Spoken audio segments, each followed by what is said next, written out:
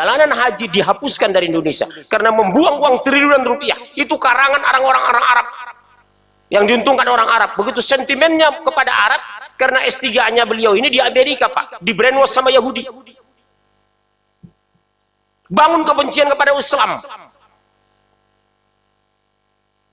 Malu berjubah, malu bergamis, malu pakai baju koko, malu ngaji, malu pegang Quran. Ini target kafir. Berhasil mereka di Indonesia ini. Yang dimasukkan apa? Dasi jas. Subhanallah. Apa yang saya katakan kemarin? Minder peradaban. Oh, kita bukan orang Arab. Saya jawab, kita bukan orang Amerika. Kenapa ente berdasi? Betul ya, Pak? Hati-hati anak bapak di luar sana, Pak. Sudah minder peradaban, malu pakai jenggot, malu pakai gamis, malu ke masjid, malu sholat jamaah. Masa sih kita anak muda sholat jamaah? Masa sih kita dengar Quran? Masuk musik dong, slang. Jauh, ya jauh lah dari Allah. Nah, ada ini pernah nanyakan, bagaimana hukumnya musik dulu kan? Saya katakan haram. Dalam Al-Quran, wal hadis. Ya, surah 26 31 ayat 6 dulu kan udah dibacakan. Dari mana musik itu? Dari gereja. Gereja saja pun boleh musik setelah abad keempat. Sampai abad keempat, musik itu haram bagi Kristen. Tapi ketika pasturnya jalan ke Jerman, dilihat isi Injil itu diterjemahkan jadi liturgi, jadi kor. Apa kata pastor? Kalau kita pisahkan mereka dari musik, mereka akan keluar dari Kristen. Sudah, kita jadikan musik bagian ibadah Kristen. Makanya sekarang mereka nyanyi, Pak. Kasihnya seperti sungai, kasihnya seperti sungai. Haleluya, puji Tuhan. Sorga. Umat Islam mengikuti itu sekarang. Al-Quran dinyanyikan, salawat dinyanyikan, istighfar dinyanyikan, kalimat talbiyah dinyanyikan pakai musik. Itu mengikut Nasrani. Ustadz yang di luar sana bilang, ini musik Islami. Kapan musik masuk Islam? Pernah nggak musik mu'alaf? Nggak pernah, Pak, disyaratkan musik itu. Yang dibolehkan dalam Islam rebana, tidak ada pakai seruling, tidak ada organ tunggal, tidak pakai gitar. Itu permainan syaitan. Coba Bapak dengar musik itu. Maaf, Gus Dur saja pun tidak bisa melihat. Ketika dengar musik, tangan mulai bergerak. Iya, Pak. Saya bukan menghina, Pak, menirukan. Coba dengar musik Gus Dur. Iya. Benar, coba lihat. Begitu luar biasa musik. Yahudi itu mengintai. Umat Islam tidurkan dengan musik. Musik tidak dihafal pun anak-anak hafal. Sementara Al-Quran dihafal pun hilang. Anak saya Pak itu, oh, cepat sekali hafal musik itu. Padahal nggak pernah dihafal.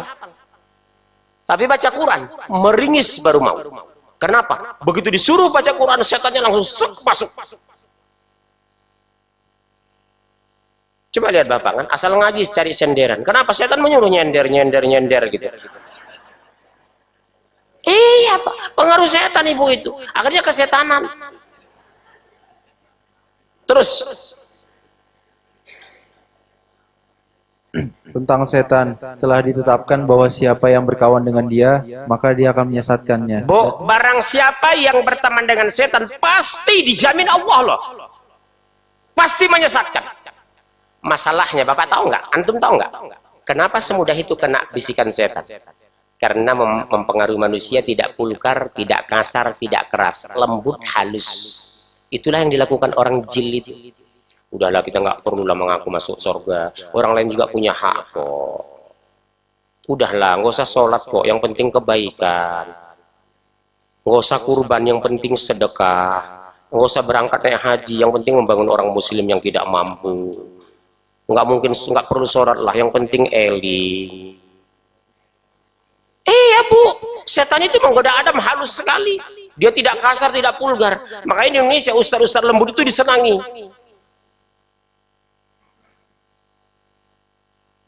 Betul kan? Ustaz lembut itu coba di televisi itu paling disenangi Ustaz lembut. Tapi begitu ada Ustaz tegas bicara hadis, Dr. Rashid dicoret dari TV One. Ada Ustaz tegas Dr. Anwar Sanusi dicoret dari TV One. Ada Ustaz tegas bicara tafsir, Ihsan Tanjung dibuang dari Antv. Mereka curhat sama saya. Saya udah diusir Pak Munjiri, kata Ustaz Dr. Rasid. Tegas dia bicara hadis itu. Maunya mereka Ustaz itu cengengesan. Serba boleh. Pakai musik. Lihat TV One itu. Makanya saya diminta di sana, saya nggak mau. David Khalid menghubungi saya. Pak Munjir, bagus saya ngisi kajian. Tahu David Khalid ya Bu? Aktor itu. Habis pengajian datanginya saya. Pak Munjir, mau nggak saya minta televisi gini? Aduh. Kalau saya orang bilang, Alhamdulillah, rezeki banyak kan gitu. Aduh. Kenapa? 10 menit masuk musik, 10 menit masuk musik. Yang nyanyi wanita. Suara itu kan aurat. 10 menit ceramah masuk iklan. Iklannya sabun, busana dibuka satu-satu. Ya kan iklan sabun itu. Orang sudah tahu kok sabun untuk mandi, nggak perlu buka busana di televisi itu. Membuat bapak-bapak, gitu. Subhanallah. Terus, antum, habis, terus. Surah 69 ayat 42. Dan bukan pula perkataan tukang tenung. Makanya tidak boleh percaya paranormal. Ibu selalu ngotot, ngeyel, kareh kapalu. Apa jawaban ibu? Dia Pak pakai Quran. Saya bilang, Quran bisa diseret kemana-mana. Bisa dipakai orang soleh, bisa dibaca orang salah. Bisa dimanfaatkan oleh dukun, bisa dipakai orang mukmin. Makanya membaca Al-Quran disuruh ta'awudz, a'udzubillah, berlindung kepada Allah. Karena apa? Kalau tidak berlindung bisa diselewengkan setan maknanya, artinya, tafsirnya. Jadi a'udzubillah, berlindung kepada Allah. Firman Allah saja pun yang pasti benar, kita masih berlindung kepada setan ketika ingin membacanya. Apalagi tulisan manusia. Ta'awudz ya, bukan bismillah. A'udzubillah. Firman yang sudah mutlak kebenarannya, dijamin kepastiannya, kemuliaannya, maaf, masih berlindung kepada Allah dari gangguan setan. Karena setan bermain di tafsir. Orang jili itu hebat-hebat Pak Profesor kok. Kami pernah dialog dengan 8 profesor di UIN Jakarta. 8 profesor Pak. Tapi alumni Amerika, Toronto, Kanada, Australian Nation University, dosennya orang Yahudi. Yahudi itu baca Quran, tafsir diselewengkan. Kalau tafsir kita Ibnu Katsir, Al-Qurtubi, At-Tabari, rujukannya langsung kepada Rasul, ashabah, para sahabat, Abu Hurairah. Kalau dia mereka enggak, menurut otaknya. Makanya salah satu buku karangan mereka Pak, hati-hati Pak, Sirah Nabi Muhammad, karangan mereka mengatakan Rasulullah menikah, mas kawinnya kitab Injil dari Khadijah. Bukunya dijual di toko buku mereka itu, Gramedia itu. Itu yang terbaca ibu-ibu nanti. Saya baca sudah itu, Pak. Mas kawinnya Rasulullah dengan Siti Aisyah Khadijah adalah Injil, Bible. Mana dalilnya itu, Pak? Yang ngarang siapa? Orang Nasrani ini, Pak, orientalis. Jadi menafsirkan Al-Quran berdasarkan orientasi dan fiksinya, khayalannya, bukan berdasarkan tafsir Rasul. Tafsir itu ada 2 yang paling solid Pak. Apa itu? Tafsir ayah bin ayah, Al-Quran ditafsir Al-Quran, tafsir ayah bil hadis, Al-Quran ditafsir hadis. Di luar itu berpotensi menyimpang. Tidak semua ulama segampang itu menafsir Al-Quran. Makanya rujukan tafsir saya yang sering saya jelaskan di depan Bapak ini ada 3 Pak. Ibnu Katsir, Al-Qurtubi, At-Tabari. 3 meja di rumah saya tafsir itu. Harganya mahal memang Pak.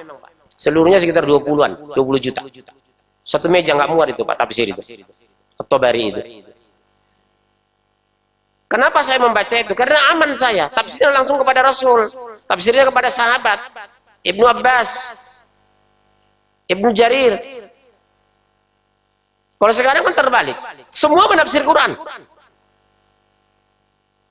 Ya, terus. Sedikit sekali kamu mengambil pelajaran darinya. Betul, Bu, jujur. Dari sekian banyak masjid di Bekasi, ada nggak 40% bicara Al-Quran ayat per ayat? Ada. Biasanya kan tabligh akbar, jiping kan, kajian kuping. Ini bisa Ibu baca. Ibu ulang di rumah, Ibu pelajari, Ibu analisa. Makanya dalam Al-Quran, teknik psikologi ilmiah sekarang membuktikan, Iqra bismi rabbikal ladzi khalaq, itu sangat ilmiah. Membaca itu bisa menganalisa, bisa mengulang, bisa meriset. Sementara mendengar, Bapak 2 jam tinggal 50%. 6 jam 25%, 24 jam Bapak sudah hilang ceramah saya. Makanya sebenarnya lebih aktif kita membaca dan menganalisa daripada mendengar. Mendengar ini hanya penjelasan. Cuma memahami Al-Quran harus punya guru. Kalau tidak, tafsir menyimpang. Seperti oknum-oknum tasawuf. Ditafsirkan alif lam mim, alif Allah, lam malaikat, mim Muhammad. Rusak, Pak. Padahal itu apa? Mutasyabih. Betul ya? Bukan muhkam, dia mutasyabih. Tidak boleh ditafsir. Mereka nafsirkan alif itu Allah, mim itu malaikat, lam itu malaikat, mim itu Muhammad. Dari mana ilmunya? Waktu saya jelaskan, Pak, di Masjid Al-Iman, Cipinang Elok, ngamuk jamaah mereka. Didatangi saya. Bapak jangan begitu, karena di sini aliran itu ada seperti itu, Pak. Ternyata dia orang tasawuf. Saya bilang, Anda ulama enggak? Oh, saya memang bukan ulama, Pak. Yang berhak menegur saya ulama. Itu jelas haram.